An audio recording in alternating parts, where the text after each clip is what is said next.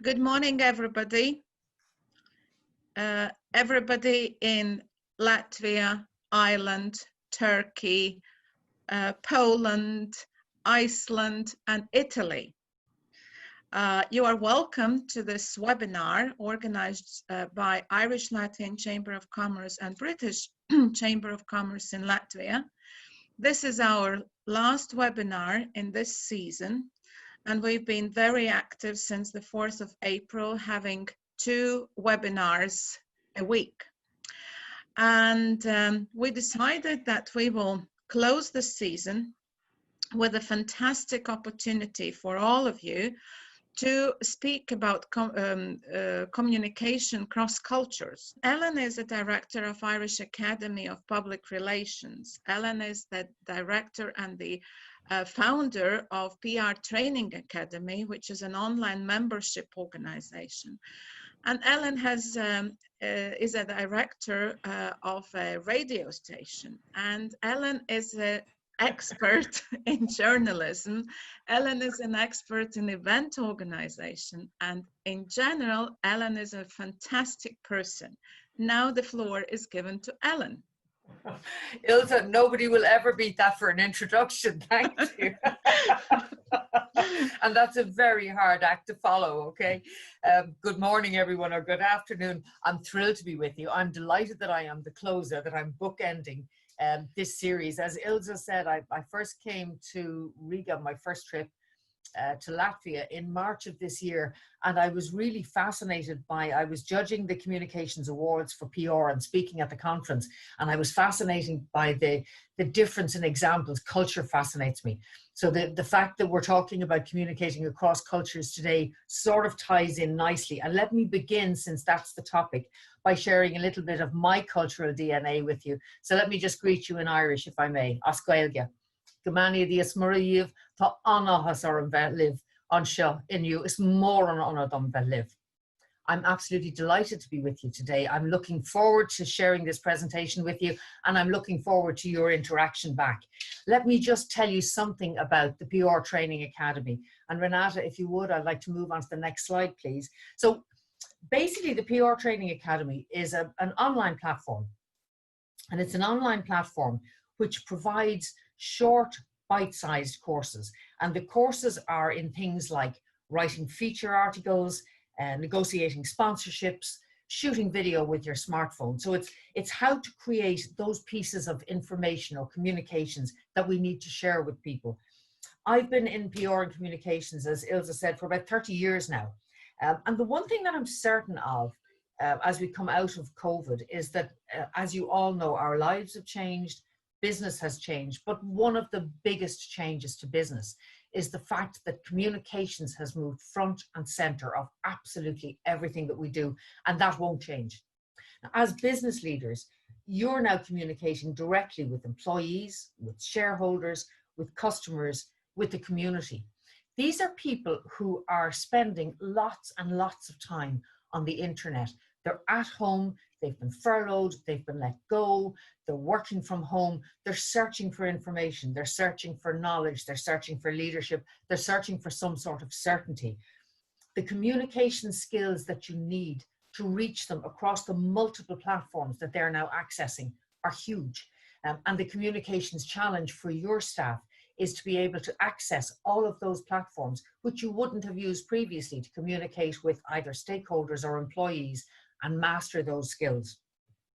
I want to share 4 elements of what I believe are the key changes in public relations or in communications post-COVID.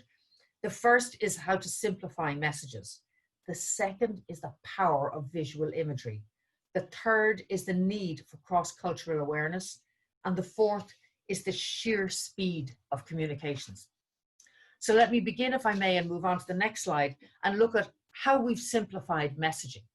And we really have brought this down to a fine art. First example is former President of the United States, Barack Obama. And Barack Obama, if you recall, had this slogan, which was, "Yes, we can." And think about it. Yes, we can. Yes, we can. Yes, we can. What on earth does it mean? It's empowering. It's uplifting. We love the look of it. but it's actually quite empty. It means nothing and everything. So the people who are looking at the message and saying, yes, we can buy into it and say, we can what? We can be more powerful, we can be more free, we can be whatever, but it says nothing. It says absolutely nothing. Barack Obama taught President Trump quite a few things. And if you look at President Trump's slogan, he uses "Make America Great Again." And "Make America Great Again" is very, very clever, because "Make America Great Again" is about, it's not about make America great, because that suggests that there was some problem, that America hasn't been great, that we need to in some way fix this issue. This is make America great again. So we were great before, now we'll be great again. Same question. What does it mean? Make America great as a space leader, as a leader of space travel, make America great as an industrial nation, make America great as the leader of the free world, make America great in IT skills. Nobody knows. But everybody feels that, all Americans feel that we can participate in making America great again. It's a fantastic slogan. Boris Johnson in the UK decided to learn from both of these men. And what he did was, he decided that his slogan would be, get Brexit done. Now, if you recall, Brexit was running for how many years? And the British people literally got exhausted talking about Brexit. In fact, everybody on this side of the world is pretty exhausted talking about Brexit. Renata, if we can try and run that video there, let me show you what Boris Johnson said as he launched his campaign, as he launched the campaign to re-elect him, or to elect him as the Prime Minister of the UK. I have to tell you, Renata, God bless her, has been having the most incredible IT problems, and it is the reason why I look so calm, and I'm sure she's having a meltdown in the background. Sorry, it just quickly. Can you see the video now? Oh, super. Now we can see it. Thank you. Yeah. Have a look at this. Here it is. Here is the route map to take us forward. We pledge 50,000 more nurses and their bursaries, and 50 million more GP surgery appointments. And today, we make this guarantee to the British people. Isn't that a super clip? Get Brexit done. He was launching his campaign. He held up a little booklet. If you look at political campaigns, generally what we're going to do for you is a very thick document, and it details everything about the environment and transport and finance, and these are all of our policies. Boris Johnson reduced the message of the election to get Brexit done, and reduced the entire campaign to this brochure which said, get Brexit done, simple, picture on the front page. Who is it? Me, Boris Johnson. This is who we're going to elect as Prime Minister. Open it up inside, picture of nurses, 50,000 on this side. What does this say? We will provide you with 50,000 new nurses. Get Brexit done is exactly the same as make America great again, or yes, we can. Nobody knows what it means. It means get it finished. It means we should leave Europe. It means we should enter a new free trade deal. It means we should become an empire again. It means anything anybody wants it to mean. It's incredible, and it works. I want to come back to Donald Trump if I can, because let me just actually, if I can, let me just play this video clip first. I'll ask Renata to set it up, and then I'll have a look at the simplicity of his language, and look at the way he uses visuals. Have a look at this. Can you see the video? I'm checking. We can, thank you. Yep. Dad, we went through hell unfairly, did nothing wrong. Did nothing wrong. I've done things wrong in my life, I will admit. Not purposely, but I've done things wrong. But this is what the end result is.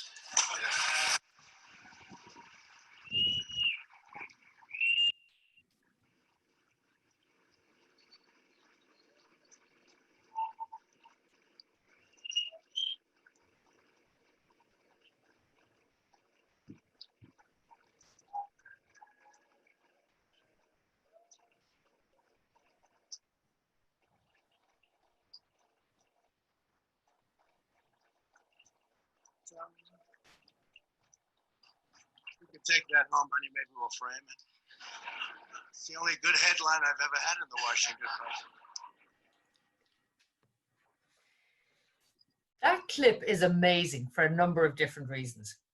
The first is that if you think about Donald Trump, this is the man who decided that traditional media was of no interest to him. He felt the traditional media wasn't giving him a good shake. It wasn't telling his side of the story. Traditional media didn't like him. So he decided he was going to park them all to one side and communicate directly with his audience. And he chose Twitter.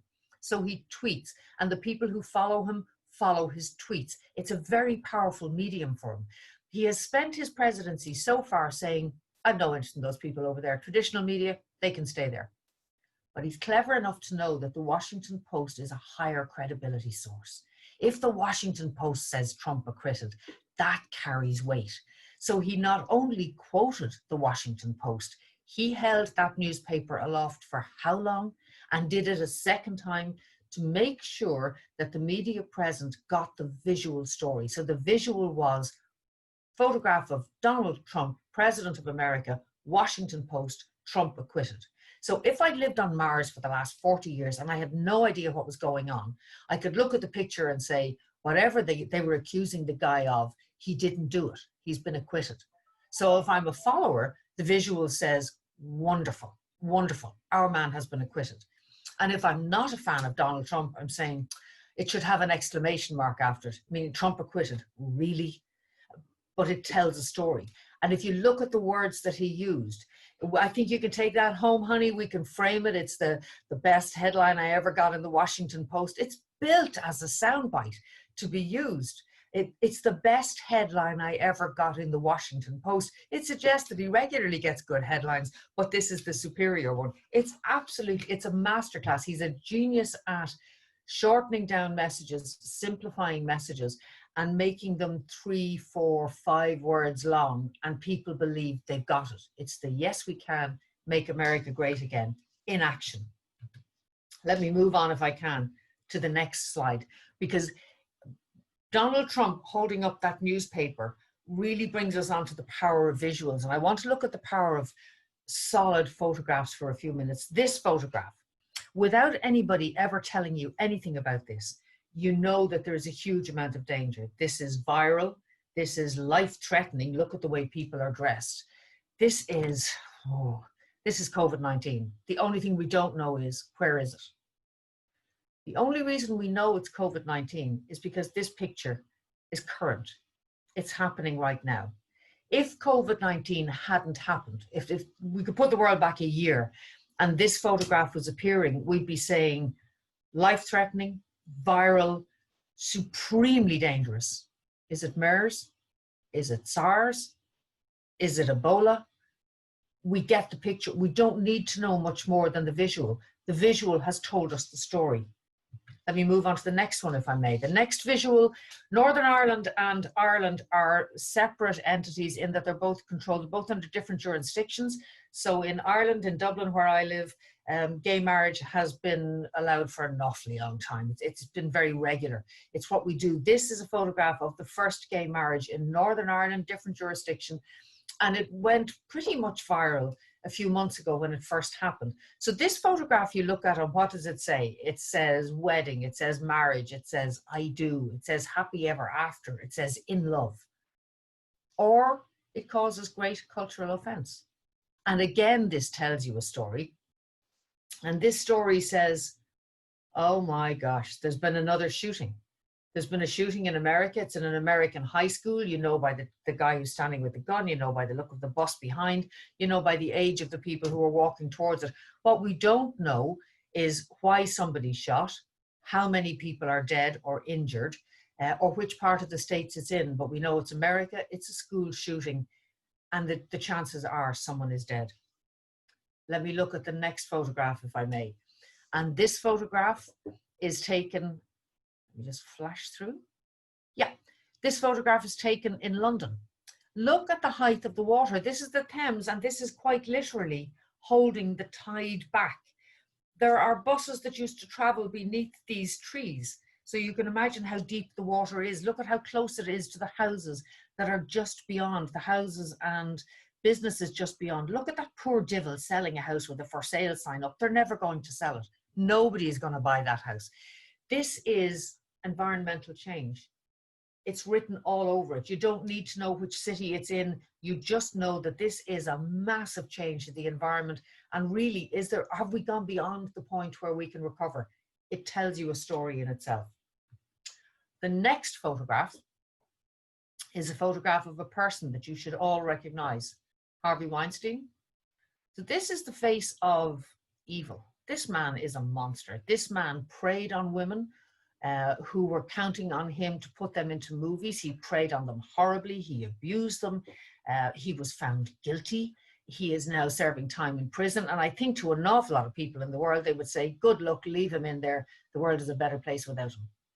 So the face of incredible evil, incredible abuse to women. Or is it? It could also be the face of empowerment. This is the man who launched the #MeToo movement. This is the man who had women come out in huge numbers and say, actually, he abused me too. #MeToo. I won't put up with this. I won't stay silent any longer. This must stop, and this must stop now. And this #MeToo movement has spread well beyond Hollywood, well beyond the movie business, and into all kinds of other industries. So this man, although he didn't know it, may actually be the face of empowerment. He may have changed the way women are treated forever in the world. If we flash on to the next photograph, another personality that you should know, Diana, Princess of Wales, Prince Charles's first wife in England, now married to Camilla. Diana, I was in Estonia last year in September, and I kept seeing this photograph everywhere and thinking, what is that about? I don't know what that's promoting. I don't know why she's flicking a finger at somebody. I, by chance, was looking for a social media company to promote the PR Training Academy in the Baltics. And I met with the company who were responsible for this promotion. They had this photograph up in their office when I arrived in, and I said, oh, tell me about this. What's going on here? I keep seeing it everywhere. And they said, yeah, what do you think? And I said, well, I'm older than you are. I lived through Diana when she married Charles and she had her children and all that kind of stuff. Diana never, ever flicked the finger at anybody. Now, I had been trying to figure out, was this a message about flicking the finger to the royal family? Was this flicking the finger at the media who haunted her, but also gave her the status that she had, the celebrity status? What was it about? And they said, no, no, no, this isn't Diana. I had said to them that really the House of Windsor, I know that you cannot libel or slander the dead. You certainly can't in Ireland. But the House of Windsor could sue. And if I was the House of Windsor, I would close you down. And they said, no, no, this isn't Diana. This is not a doctored photograph. This is a lookalike. This is somebody who looks like Diana who's flicking the finger. Now, if you look closely enough, you can see it is a lookalike, but you really have to look carefully. It was part of a photographic exhibition that was running in Tallinn at the time. I went to see it. It was fascinating. The entire exhibition was about fake news. So you had Diana flicking a finger. You had Queen Elizabeth wearing rubber gloves, washing up a cup in the evening for supper. It was incredible. They were all quite believable. So the thin line between fake news and real news was very difficult to tell. Very clever exhibition. When do you know that you're being told the truth? When do you know that what you're looking at is actually real? Let me flash on to the next piece, if I may. This is actually a video clip. Watch the left hand Brennan's bread. And I'll come back and explain to you afterwards what's happening. But there are two loaves of bread standing up. The Brennan's bread, the brown bread on the left-hand side, is the one I want you to keep an eye on. This was an Apple Green station. It's a chain of petrol stations. Not sure if you have them in Latvia, but this is a chain of petrol stations. And this was what happened. This clip went viral. This is what happened in their catering area in Dublin. So you can see the video, just checking. Yeah. We can see the video. We just need it to run. Thank you.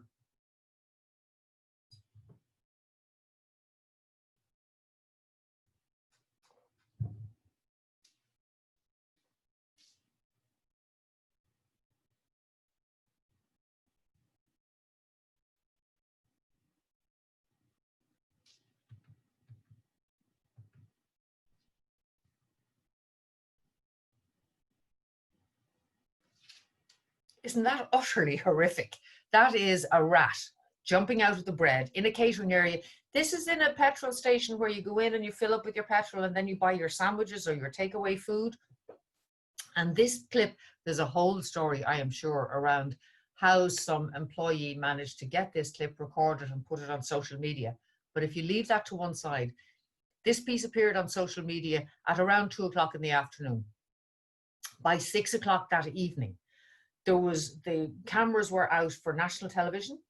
They were outside the petrol station. The petrol station was empty. So the entire square building that had been the catering area, the food, the buy your newspapers and chocolates and things, bereft of everything, an empty shell.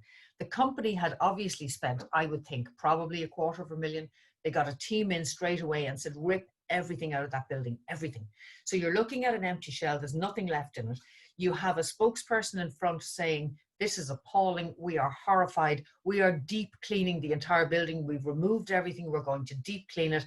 And only when we're satisfied that it is impeccably clean will we start to rebuild again. The visuals on the outside around the corner for him were of people from Rent-A-Kill or one of those companies, and they were literally poking down shores as if they were looking for the rat. It was brilliant. It was very, very cleverly done. And it put the whole matter to bed very quickly. The following morning, Brennan's Bread came out with a statement. And the statement effectively said, it wasn't our rat. The bread did not leave our bakery with a rat in it. The bread left in perfect condition. The rat came into it afterwards.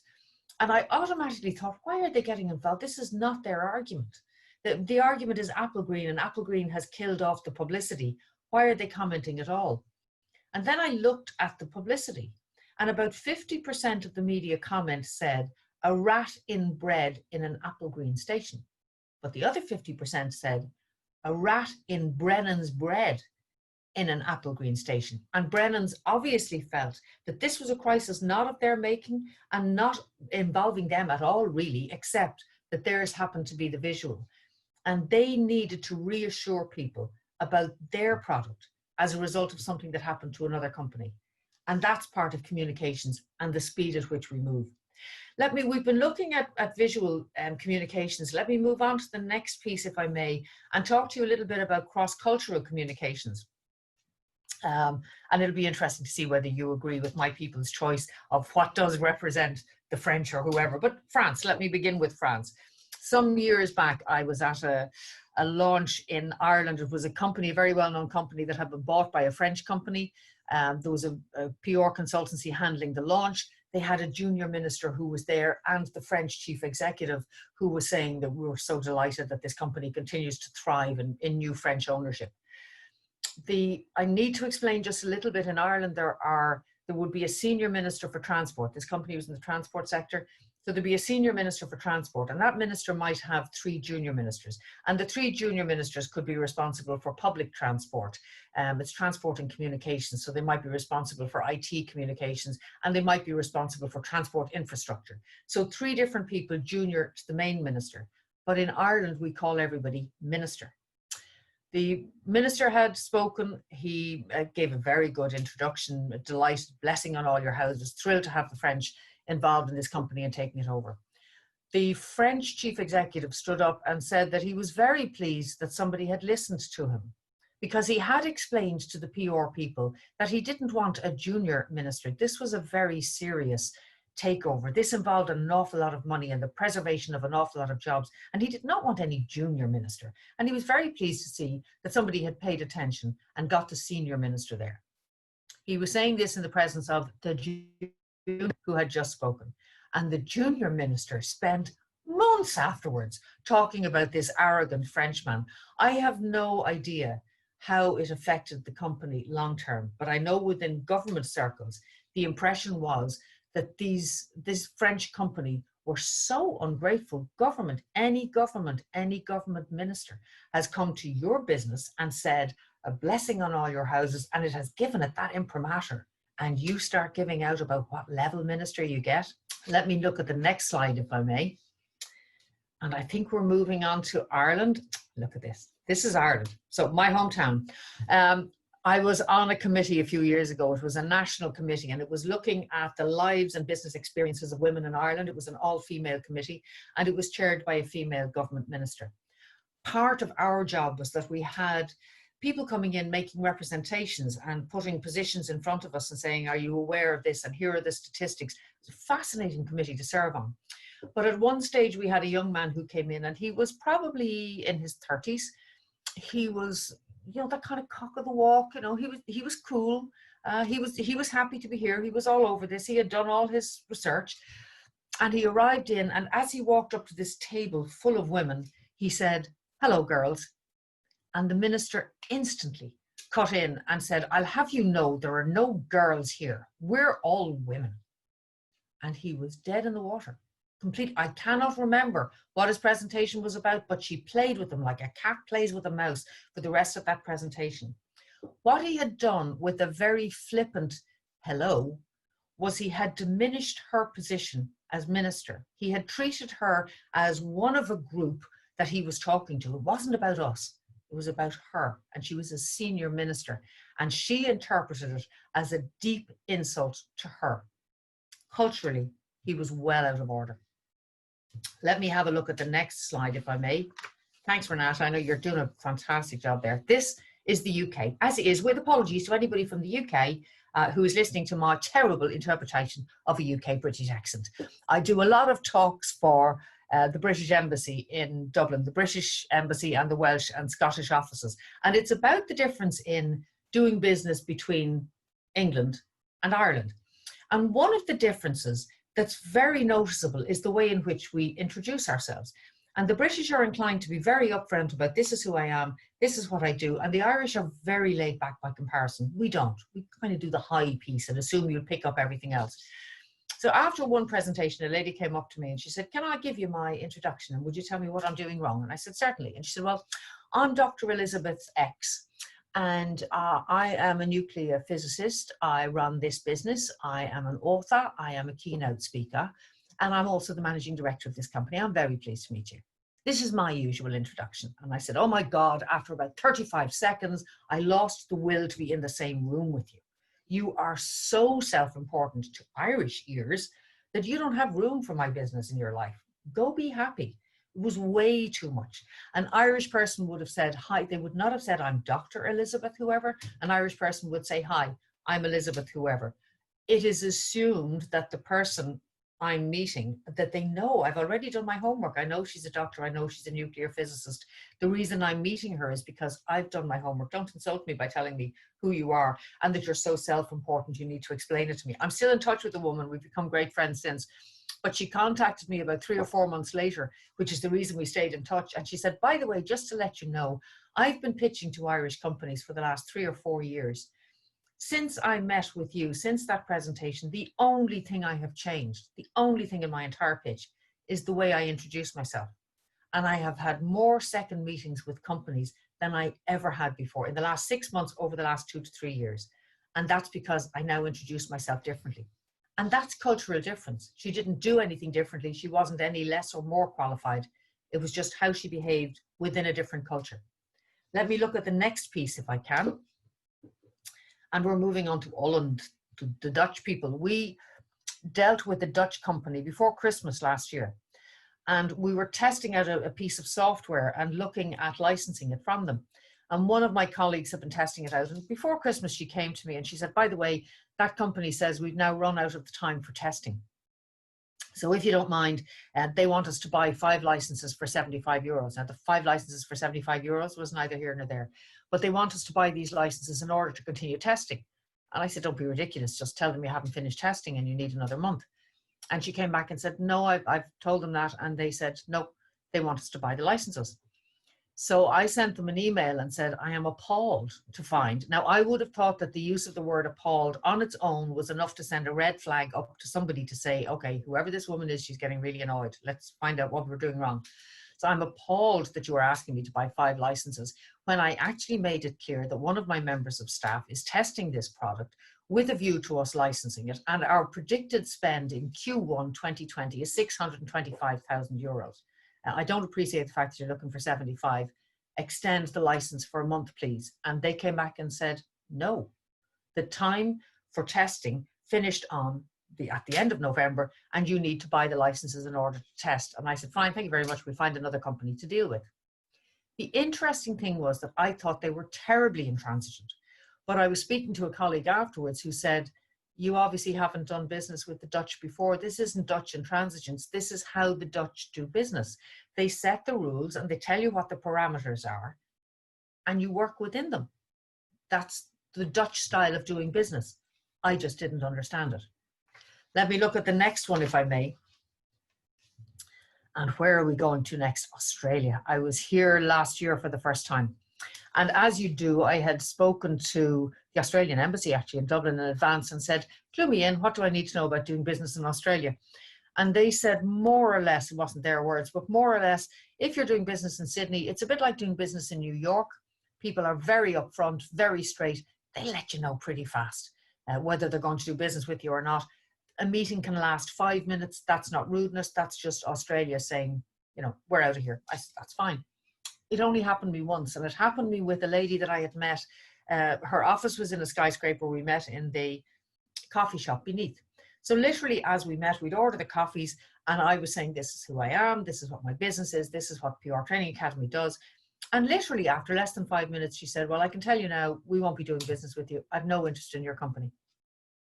As the 2 coffees arrived, I took nothing from it at all because I had been told this was likely to happen.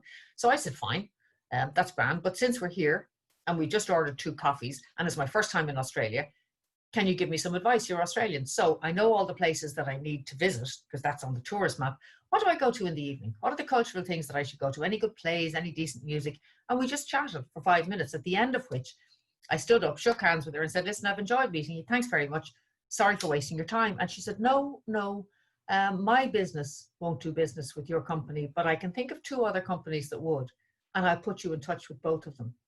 And I reckon it happened only because I had been told, don't keep pushing. If it's not their business, it's not their business. Take it on the chin and move on. And we got 2 really good contacts as a result of it. Let me move on to the next one, if I may. And I think this is possibly the final one in this series. Yeah, it's Mongolia. I was in Mongolia a few years ago in one of these gairs, you know, the big round tents that they have. And like all good business people, I'd done my research in advance and I had been told, and the one thing that I was focusing on most actually was that you pass everything with your left hand. I'm right-handed. So this was the bit I kept picking things up my right hand, going, I'm terribly sorry, I'm putting it into my left hand and passing it. So I was in a gair one day and they started snorting snuff. So it was literally up one nostril, up the other nostril. And I'm watching in horror as this snuff bottle is coming closer and closer to me thinking, what do I do? I've never snorted anything in my life. I don't want to cause any cultural offense. What on earth do I do? So the bottle eventually came around to me and I thought, well, in per penny, in per pound. So I put it onto my left finger, snorted it up my nostril, and I promptly started to cough like a mad thing. The tears rolled out of my eyes. And I looked around the room and went, really good stuff, and promptly did exactly the same with the right nostril. It felt like somebody had hoovered my lungs out. It was an incredible experience. The following day, I was talking to a group and I said to them, how do you cope with this? I mean, I am now living in fear of anybody producing a snuff bottle because I don't know that my lungs would cope with this twice. And the person I was talking to said, were there no women in the gair? And I thought for a few minutes and said, no, actually, they were all men. And they said, well, the men always snort the snuff, but the women take the bottle, never open it, move it under their nose and pass it on. So my lungs had an experience that they didn't need. And if I had paid more attention in advance or got a bigger briefing, I wouldn't have had to do it. But cultural differences, I was terrified of causing any cultural offense. And let me flash on to the 4th and final area that I wanted to look at today with you.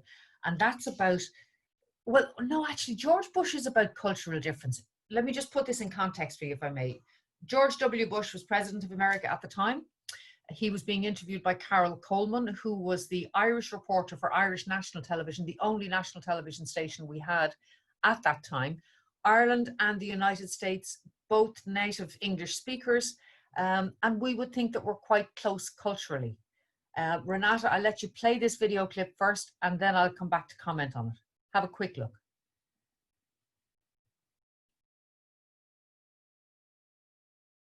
We've no sound on that, Renata. We've got all vision, no sound.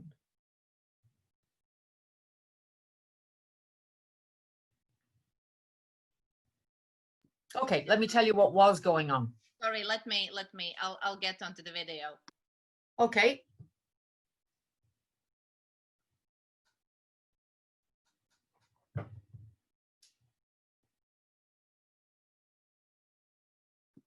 Can you see it now? Can you see the video? No, we can see the list, the computer list that shows the video, but not the video itself. Just a second. And you're all learning a very important lesson. This is why I never do technology. It is an absolute nightmare. This is why, in my humble opinion, it's much better for Renata to have a nervous breakdown than me. How are we doing here? We can see the video again, Renata, if you want to try playing it, and we'll see if we get any sound. Can you hear it? Yes. But if your response to a rat is considered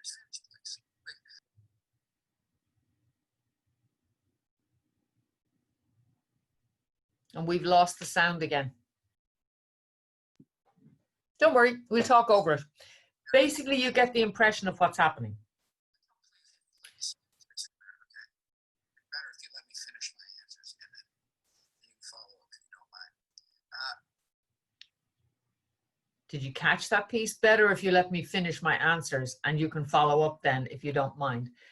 When that interview was done, Carol Coleman was interviewing George W. Bush the night before he was due to leave the States for his first official visit to Ireland. So she'd been granted an interview with him one-on-one. She was asking him about all sorts of issues, and she kept interrupting him because George W. Bush was giving the presidential speech. He was saying, you know, this is America and this is how we do things and all is good. And she was saying, I'm not interested in any of that. Tell me what was happening with the weapons of mass destruction. And he was getting really annoyed. You could, if you watch the video, you can see he's getting more and more annoyed that she keeps interrupting him. At the end of that piece, the Americans and the Irish had two completely different interpretations about what happened in that interview. Americans generally felt that the interviewer, Carol Coleman, was very rude. She kept interrupting the president. She didn't show him respect. She didn't allow him to answer the questions. Irish people saw a president who was trying to dodge the questions and a journalist who was representing us because we wanted the answers, who kept saying, no, I don't know about that. Answer the question, which is very much the Irish interviewing style. You put a journalist in front, you expect the journalist to dig in and get the answers. The Americans were so annoyed that George W. Bush's wife, Laura, was due to do an interview then later that evening or early the following day with the same television station, which was the only television station in Ireland, about how she was looking forward to visiting Ireland. And the Americans pulled the interview because they believed that she wouldn't be shown any respect either. Absolutely incredible interpretation of what was going on. Thanks, Renata. Can we flash on to the next piece if you don't mind? And this was, this is just an example of how simply things can go wrong. If you're communicating your business, I mentioned earlier, everybody's on the internet. They stay on the internet all the time. They're living on the net. I live on LinkedIn. Okay, so I'm on LinkedIn one morning about a month ago, and this visual popped up.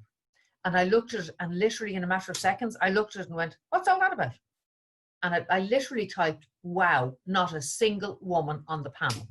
Send, moved on, forgot all about it.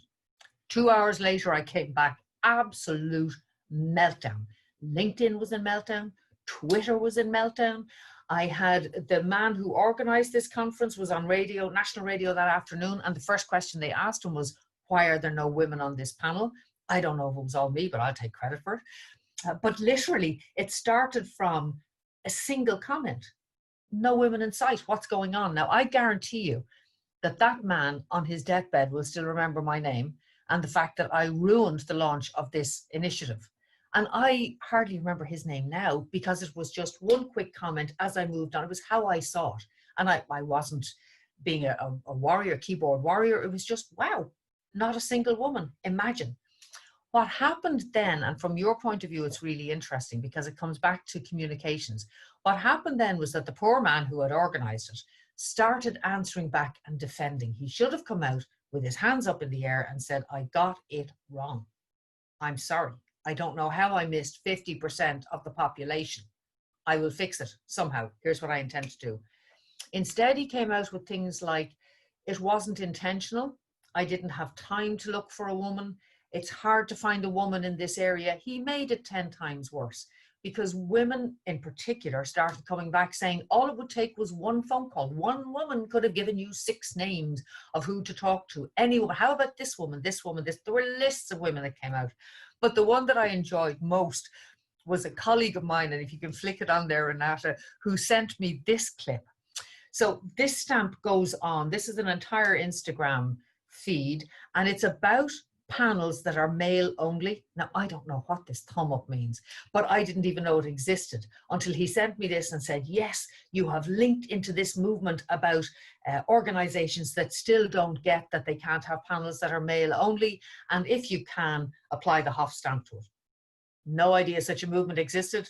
I don't know if you knew, but now you can share it and you know now. Let me flash on to the next piece, if I may.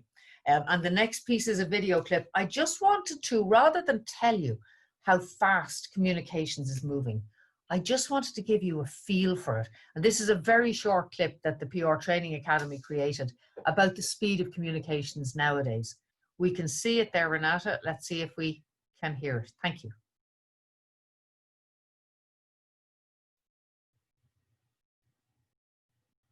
You can't hear it? We can't hear it. We've no sound. No. Ah, we got it now. Good woman. Yes.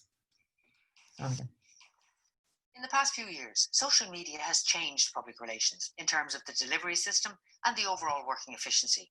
Crisis communications has become even more crucial. Social media has provided a whole new way for brands to mess up big time in front of their audience. It's also provided an easy platform for customers to air really bad customer experiences on Facebook and Twitter. As business leaders, we need to manage brand voice and protect our online reputation. Social media also brought about a new type of citizen journalist, the influencer.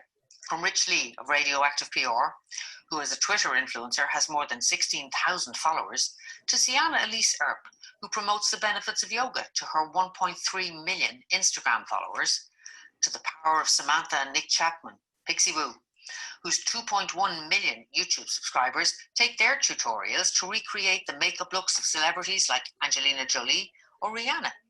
In the past, communication was a one-way street, but now customers are able to engage with brands and their content by liking, sharing, and commenting on posts.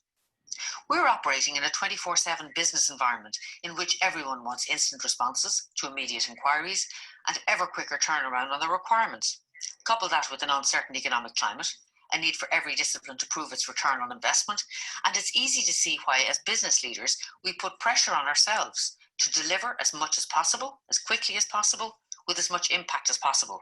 PR has changed dramatically and will continue to do so. As business leaders, the only certainty is that media channels and the communications industry will continue to change, and it will get faster and become more diverse, which means that you need to constantly train and upskill to stay on top of your game. And let me just close, if I may, by reminding you of the 4 key points from today's webinar, which I hope you take away. The first is the simplicity and brevity of messaging. Words really are important, whether you're creating a soundbite for radio, you're writing a press release, or you're crafting a brilliant feature article. The words that you choose to use and the way that you use them make a huge impact. The second was the power of visuals. It doesn't matter whether the photograph was taken with a DSLR camera or whether it's a quick piece of footage that you've shot with your smartphone. Visuals are very powerful. They tell stories. You need to tell a story with every visual that you use. The need for cultural awareness, being conscious not only of the culture that you are operating in, because multinational or global businesses operate in multiple cultures, but also being conscious that you're coming from a particular culture or a background, and that's part of who you are. It's part of your business, it's part of your product. So it's reflecting your own culture, but being aware of how that is interpreted in other cultures. And finally, the fact that communications is storytelling. Communications moves very quickly. It's not rocket science, it's storytelling. But the way you tell a story and the way it's interpreted by an audience is very, very important. And if you're operating on an international stage, I believe you need access to a platform which allows your communication skills to shine. We do that in the PR Training Academy. Ours is a training platform for communications. Whether you do that or you bring a PR consultant on board, understanding the need to get your communications right in an industry which moves so fast that if you post the wrong thing, it will be viral before you have a chance to take it down. is the challenge, I believe, that we're all left with post-COVID-19. Thank you very much. I'll hand back to Ilse. Thank you, Ellen, so much for this fascinating presentation. And thank you, Renate, for all the technological assistance in order for us to get this presentation. There is a question and there is a comment. I will start with a comment from our attendees. The Dutch experience reminds me of the experience in 2003, 2004, trying to bridge business between Latvia and Kuwait. Albert, do you want to say more something on this? Or it's just a comment, just your memories? Well, what I wanted to say was the that as was illustrated in the talk, that language and culture, of course, are very much entwined, and that the say Kuwait doing business with Egypt is pretty straightforward, but when it came to introducing Latvian companies to Kuwait, there was a very much a sort of misunderstanding that the way that business was done was conducted in the Gulf. Thank you very much. Yeah, Ellen, any comment from you? Okay. No, I think that I used the Dutch-Irish example. You've used Latvia, Kuwait, Alberts. I think it would repeat itself over and over. It really just, it speaks to the fact that we all need to be so conscious every time we're entering a culture. And strangely enough, I think when we're looking at, if you look at Latvia, Kuwait, or you look at Ireland, Holland, there's a language difference. So we're probably more conscious that there's a different culture. I think where we probably pay less attention and should pay as much attention is to countries that we're very familiar with, or who speak our own language, where we don't feel we need to be as conscious, and they also have different rules that they work to. It's a very good point though about the Middle East. Thank you. And then there is a question to you regarding Make America Great Again. And this is, yes, we can. Let's make America great again. Together it's a whole which has a real meaning. What do you think? And that's from Hamid. Hamid, yes, it is a whole that has real meaning. It's actually, if you think about it in political terms, it's probably the most clever sloganizing we've seen in a long time, because it delivers a message to people, but it delivers the message that you want it to deliver. So Make America Great Again is about the fact that we're not as good as we used to be. Now, some people's perception of that may be that we're not quite as good as we used to be, but we're still good. Others will say, oh my gosh, we're absolutely awful. We need to get back off our knees and get back to being a superpower. And the nature of that type of slogan is that it allows people to interpret it in the way that affects their lives. So they believe they know what the speaker is talking about. They believe they know what the message is. From a political perspective, it's actually quite terrifying, because a message that broad, that empowering, that great whole that seems to speak to people, actually says nothing. So you really don't know, if you try to figure out what does it mean, where's the person coming from, what do they stand for, what is their platform, what are they going to do politically over the next 3, 5, 7 years, you're left with absolutely no idea, except this wonderful slogan that people believe they know what it means. Yes, it's a huge whole, it's very empowering, and I think it will continue to impact politics, not necessarily in a positive way as we go forward. Thank you. To continue, now, Hamid says, it could also mean we need to change our ways to a newer way, not just that we are not good. Yes, it could. Yes, it could. Absolutely. And that's the difficulty. It could mean whatever you actually interpreted it to mean. But yes, it could definitely mean that. Thanks, Hamid. Bernard Shaw said, US and Britain are two countries divided by the same language. Right? Never was a truer word spoken. Yeah. Sorry, carry on. our friends from Turkey says, we would like to thank you to the valuable speaker and also to ILCC for the webinar, especially for the examples of cultural differences. All the best from Turkey. So I think, Ellen, that the next step is to go to Turkey, to Bursa. Bursa local government is a partner for ILCC in the Erasmus project. Ilse, you anticipated my response, which is that I have never been to Turkey. Ilse knows, because we met when I was over in March, I love travel, right? For me, the big thing with COVID-19 is that I can't travel. I actually adore being on a plane to somewhere saying, I'm sorry, I'm going. Where am I going? It's important. I must work. Everybody else can do whatever they do. I've never been to Turkey, so I would love the invitation. And if I get to Turkey, I promise I will include it in the next presentation that I make. There is a question on the current situation in the United States. What do you think about all the media coverage of civil protests in the USA? Doesn't media distort the original message? What was the original message? Media, it's a difficult question to answer in a short space of time. It's a great question. Media, all media has an agenda. It doesn't matter whether it's established offline media or it's online media or it's social media or it's podcasts.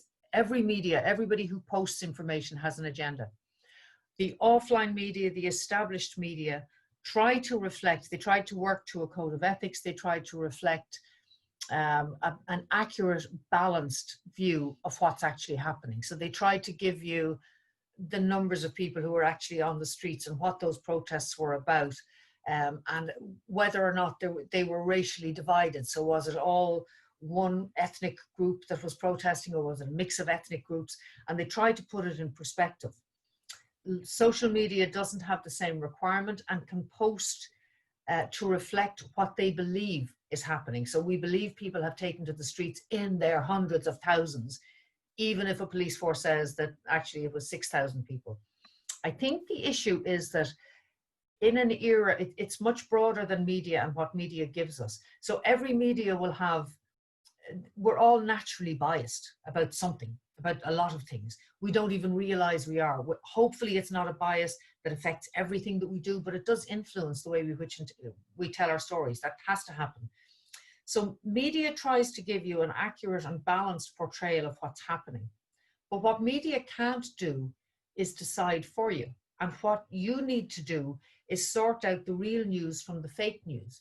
So you need to look at media, but you need to look at media with a head that says, really? Do I actually believe that? Who else is saying the same thing? Are they saying it's because of the same thing, or are they saying there's a different reason why this is now percolated to the top? Are they saying that this is a nationwide movement, or is it a response to other pressures, to lockdown? What exactly is going on? So I think the challenge for us in the years to come is to identify media who try as best they can to give us a balanced and accurate impression of what's happening. We need to balance that with local media, because I'm very conscious that once you leave your own country, you get, if I leave Ireland and go to the States, I will get a completely different version of news, which is also truth, than I will get in Ireland. I get a different version again in the UK. I'll get a different version within America on CNN and on Fox, because every media must reflect the audience that it actually produces for.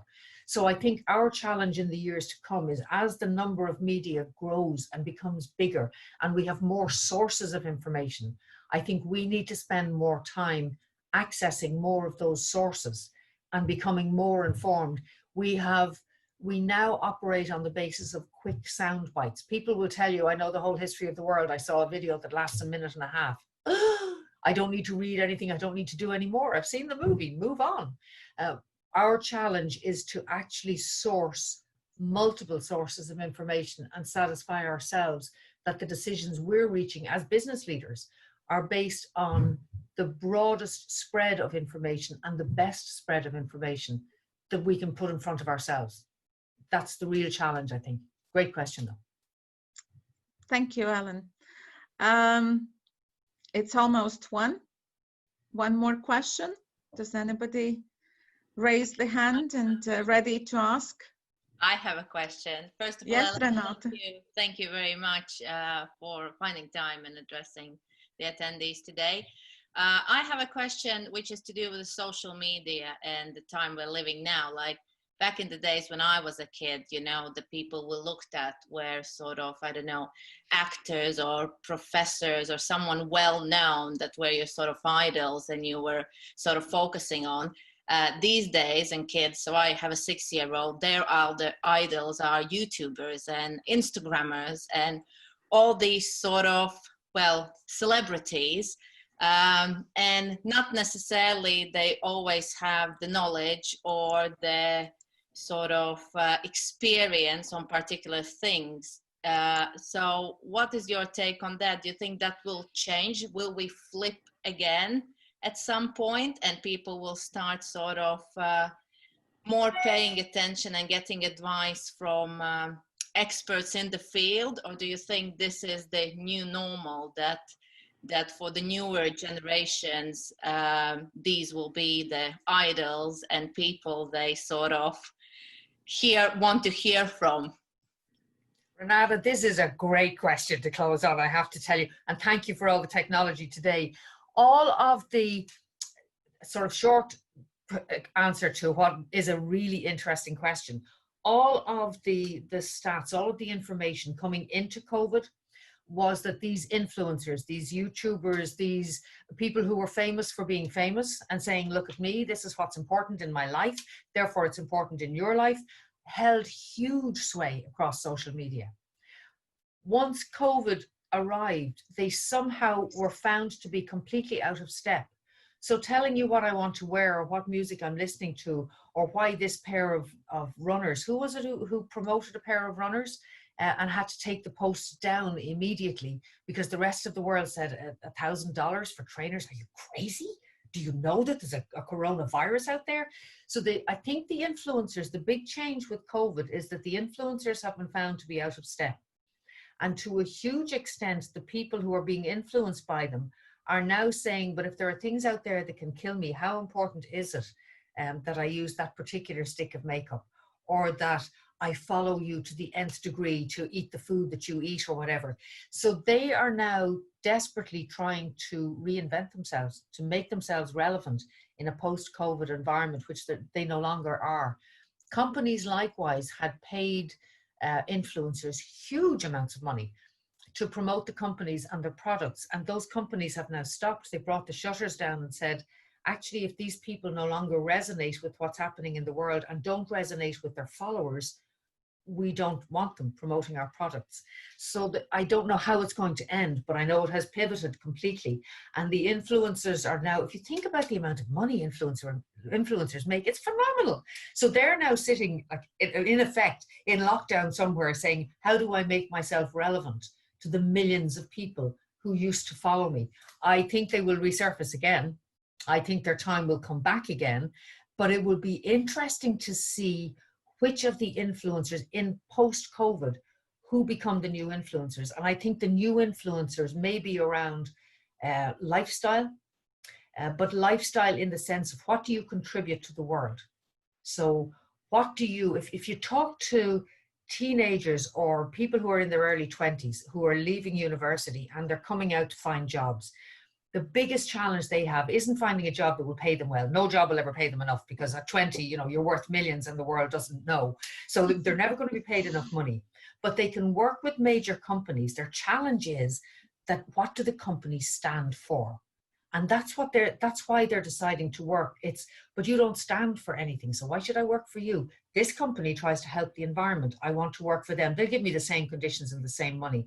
So I think the influencers post-COVID will be the influencers who help to add meaning to people's lives or help point them in a direction that gives their lives some sort of meaning. I hope that makes sense. It was a great question. Thank you. Thank you. Thank you. Thank you.